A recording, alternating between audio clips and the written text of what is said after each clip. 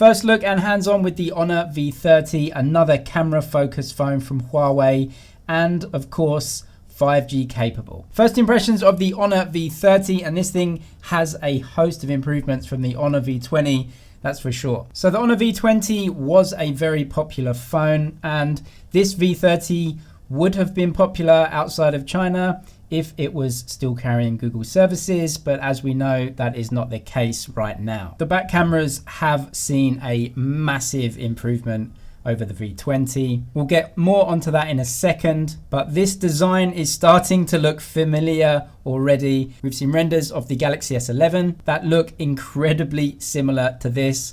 Huawei got their version out first, and actually I don't think it looks that bad in person. No headphone jack on the Honor V30. There looks to be an IR blaster up there though. USB-C of course, and a mono speaker at the bottom. You've got a rounded off design that is reminiscent of the iPhone without copying it too much. 4,200 milliamp hour battery, that's a really good spec. The phone is definitely on the thicker side, but it's definitely not too thick. You have the side mounted fingerprint sensor, which doubles as the power button. We've seen this in the Honor 9X, and it's something that Honor are putting in all of their phones. Because you've got an LCD screen, you can't put it under the screen for now, and it is simple and very effective. The Honor V20 brought the hole punch display to an Honor smartphone. The Honor V30 enlarges it. This one is going to divide opinion. You're either going to love this or hate this design. I must admit it does look like a big thing in the corner, but overall I don't think it's too distracting to usage of the phone. Honor have put another camera in there, so you have a normal selfie camera and an ultra wide selfie camera too.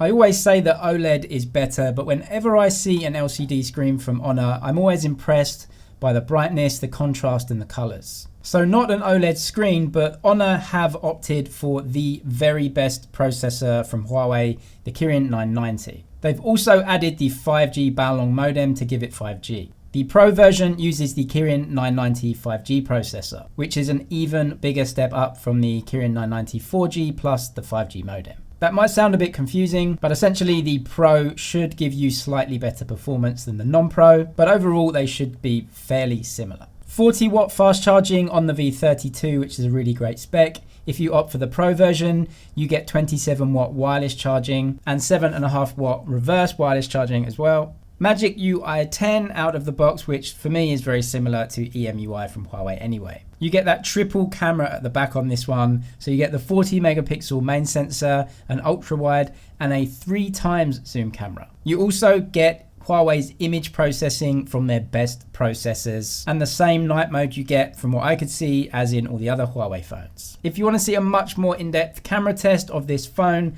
versus the competition, subscribe, that is coming soon when this phone actually goes on sale. And of course you do have two selfie cameras now housed in that cutout. You have the normal selfie camera and the ultra wide selfie camera. So definitely huge upgrades in just the amount of cameras on the V30 compared to the V20. A dual selfie camera at the front, but this cutout design is going to be quite diversive. But the more you look at it, definitely the less you will notice it. Subscribe for all the latest first look and hands-on of the latest tech. That's it for now, but I'll see you in the next one.